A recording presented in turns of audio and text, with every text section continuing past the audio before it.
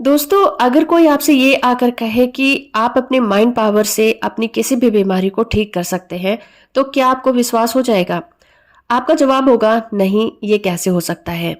अगर ऐसा हो जाता तो किसी को इतना हार्ड वर्क करके डॉक्टर बनने की क्या ज़रूरत थी? क्योंकि अगर ऐसा होता तो सभी लोग अपने माइंड की पावर को यूज़ करके अपनी सभी बीमारियों को ऐसे ही ठीक कर लेते, वो भी बिल्कुल फ्री में। और आपको वो इंसान किसी पागल से कम नहीं लगेगा। आप अपनी जगह बिल्कुल सही हैं।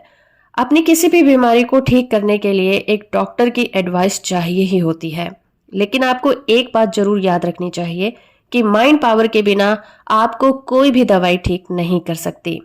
हम अपने दिमाग की ताकत को काफी अंडर एस्टिमेट करते हैं, पर आपको अपने आसपास ऐसे बहुत से एग्जाम्पल देखने को मिल जाएंगे जो ये दर्शाते हैं कि दिमाग की ताकत को यूज करके इंसान ने इम्पॉसिबल काम को भी पॉसिबल करके दिखाया है, जिसे हम किसी चमत्कार से कम नहीं मानते।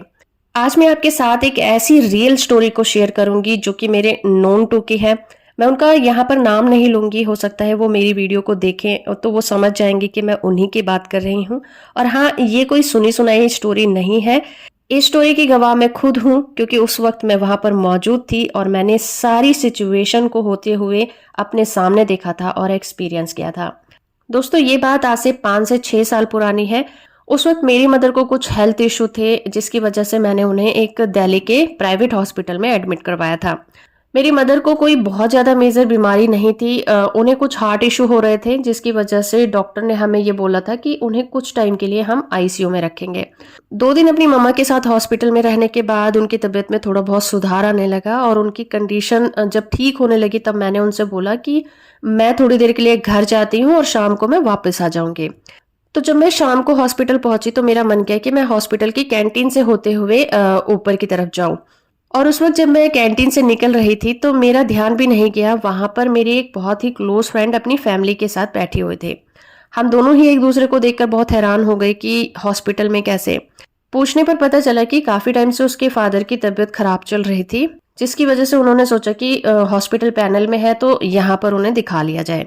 उसने मुझे ये भी बताया कि उसके फादर को कोई बहुत ज्यादा मेजर इशू नहीं हो रहे थे, लेकिन उन्होंने ये सोचा कि हॉस्पिटल पैनल में है तो उनका चेकअप वगैरह हो जाएगा, तो इस वजह से वो उन्हें लेकर हॉस्पिटल आ गए। और उसके फादर तो हॉस्पिटल आना भी नहीं चाहते थे, क्योंकि उसके फादर की जो सोच थी ना, वो ये थी कि अगर कोई एक बार हॉस्पिटल चला जाए ना तो वहां से जिंदा वापस नहीं आता। इसी सोच की वजह से अंकल जी जो थे ना, वो कभी डॉक्टर के पास नहीं जाते थे। जब भी उन्हें कोई सर्दी जुकाम बुखार जैसी ऐसी छोटी मोटी बीमारियां होती थी, वो घरेलू इलाज करना पसंद करते थे। और वो कभी भी अपना हेल्थ चेकअप नहीं कराते थे, क्योंकि उनका ये मानना था कि चेकअप करवाने के बाद उस रिपोर्ट को लेकर डॉक्टर के पास जाना पड़ेगा और डॉक्टर उन्हें 100 बीमारियां बता देगा, तो जिसकी वजह से वो डॉक्टर को अवॉइड करते थे। और इस टाइम जो अंकल की एज थी वो 65 थी, और वो स्मोकिंग तो नहीं करते थे, पर वो डेली बेसिस पर ड्रिंक जरूर करते थे। और दोस्तों, सबसे बड़ी बात ये कि अंकल जी खुद अपने पैरों पर चलकर हॉस्पिटल आए थे, उन्होंने अपना चेकअप करवाया था। पर सबसे बड़ी प्रॉब्लम ये थी कि उनके पास कोई भी रिपोर्ट नहीं थी, जिसकी वजह से डॉक्टर कुछ भी बता पाता। और उन्हें प्रॉब्लम ये हो रही थी कि थोड़ी बहुत उन्हें सांस लेने में दिक्कत हो रही थी। तो डॉक्टर ने एडवाइस किया कि इन्हें 24 आवर्स के लिए हम एडमिट कर लेते हैं, और इसी बहाने उनके सारे बॉडी चेकअप हो जाएंगे और डॉक्टर भी ठीक से बता पाएंगे कि इनको एक्चुअल में प्रॉब्लम क्या हो रही है। दोस्तों, यहाँ तक तो सब कुछ ठीक था। वो नॉर्मल कंडीशन में एडमिट हुए थे, नॉर्मल बातचीत कर रहे थे, बट जैसे ही उनकी एक्सरे रिपोर्ट आती है ना, पूरी कहानी चेंज हो गई। डॉक्टर ने हमें बताया कि जो उनके लंग्स हैं वो 70% डैमेज हो चुके हैं, और ये चीज किसी को अभी तक क्यों नहीं पता थी। और अंकल की एज के अकॉर्डिंग अभी तक उन्हें कोई प्रॉब्लम क्यों नहीं हुई थी, क्योंकि हमारी बॉडी में ऐसी कंडीशन एक ही दिन में तो नहीं होती, ये धीरे धीरे हुई होगी। और जब होनी स्टार्ट हुई तो अंकल जी को पता क्यों नहीं चला, या फिर फैमिली मेंबर में से किसी को भी कुछ भी ऐसा डाउटफुल क्यों नहीं लगा। डॉक्टर भी ये सब सोचकर बहुत ज्यादा शॉक थे।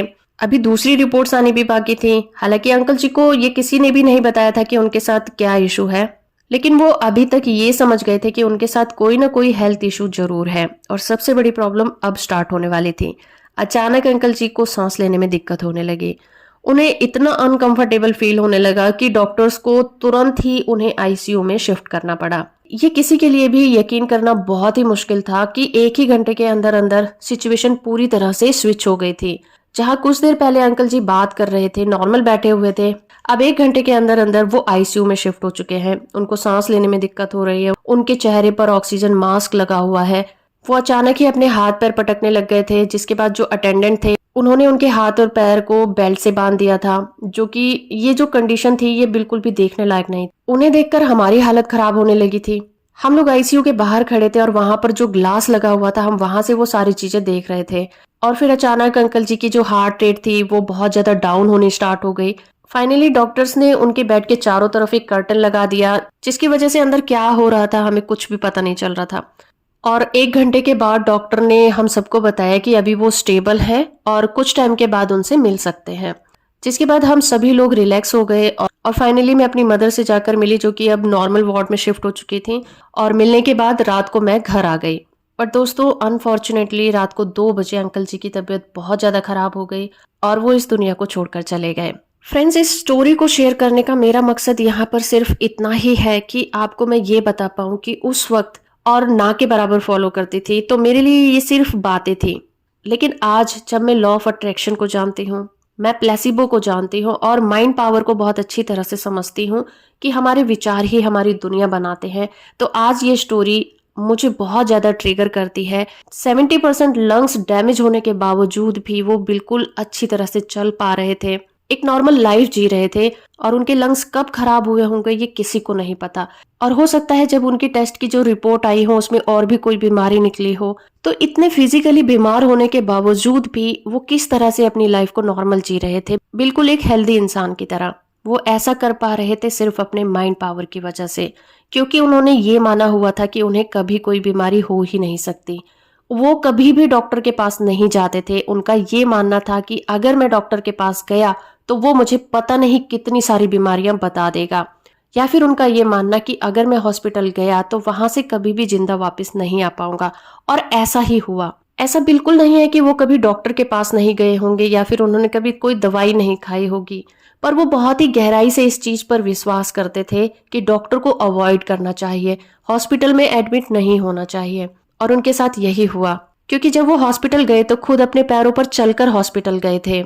लेकिन जैसे ही वो वहां पर एडमिट हुए, उनकी जो हेल्थ में बदलाव थे वो देखने को मिले और कुछ ही घंटों में वो बद से बदतर हालत में आ गए और 24 आवर के अंदर अंदर ही उनकी वहां पर डेथ हो जाती है। क्या अब आप समझ सकते हैं कि हमारे जो माइंड है उसमें कितनी पावर है। एक बार अगर हम अपने दिमाग को कोई भी विश्वास दिला देते हैं तो वो उसे करके छोड़ता है। अगर आपने ये मान लिया कि आपको कोई बीमारी नहीं है तो आप एक हेल्दी इंसान की तरह अपने लाइफस्टाइल को एंजॉय करेंगे। ये आपका सबकॉन्शियस, आपका माइंड आपको करके देगा। इस तरह के बहुत से एग्जाम्पल आपने भी अपनी लाइफ में जरूर देखे होंगे। कई बार हम किसी इंसान के बारे में कहते हैं कि उसकी जबान बहुत काली है, वो जो भी बोल देना वो सच हो जाता है। अब जबान काली है, गोरी है, लाल है, पीली है, इससे क्या फर्क पड़ता है। लेकिन हमने अपने सबकॉन्शियस माइंड को और अपने दिमाग को ये अच्छी तरह से समझा दिया है कि ये जो सामने वाला इंसान है ना, वो अगर कुछ भी बोल देगा मेरे लिए तो वो सच हो जाएगा। तो इस तरह से जब भी वो सामने वाला व्यक्ति मेरे लिए कुछ बोलेगा तो मुझे वो चीजें इफेक्ट करेंगी। क्यों करेंगी? क्योंकि मैंने अपने दिमाग को ये बता रखा है, ये अच्छी तरह से समझा रखा है कि जब भी वो कोई चीज बुरी मेरे बारे में बोलता है ना, वो सच हो जाती है। और इतना ही नहीं, मैंने अपने दिमाग को कुछ ऐसे एग्जाम्पल भी दिए हुए हैं कि उस व्यक्ति ने कब कब क्या क्या बोला था और वो सच हुआ था। तो जब भी वो व्यक्ति मेरे बारे में मेरे सामने कुछ भी गलत बोल देगा ना, तो वो सच हो जाएगा। क्यों होगा? क्योंकि मेरा इस पर विश्वास है। तो लॉ ऑफ अट्रैक्शन का एक रूल ये भी है कि आप जिस भी चीज पर विश्वास कर लेंगे, सच्चे दिल से विश्वास कर लेंगे ना, वो चीज हो ही जाएगी। दोस्तों, आपको इस स्टोरी से क्या मोटिवेशन मिली, आप मुझे कमेंट बॉक्स में जरूर बताइएगा। और अगर आप इस वीडियो को देख रहे हैं तो अब आप भी इस चीज से बहुत ज्यादा अवेयर हैं। दोस्तों, अगर आपकी भी कोई इसी तरह की स्टोरी है तो डिस्क्रिप्शन में मैं अपना ईमेल आईडी दे दूंगी। आप मेरे साथ अपनी स्टोरी को शेयर करिए और मैं उस स्टोरी को आप सभी लोगों के साथ जरूर शेयर करूंगी। आपको मेरी वीडियो से कुछ सीखने को मिलता है तो कमेंट बॉक्स में जरूर लिखिए। अगर आपको मेरी वीडियो अच्छी लगती है तो थैंक यू यूनिवर्स कमेंट में जरूर लिखिए। वीडियो को लाइक, शेयर और चैनल को सब्सक्राइब करना भी बिल्कुल मत भूलिए। Thank you very much.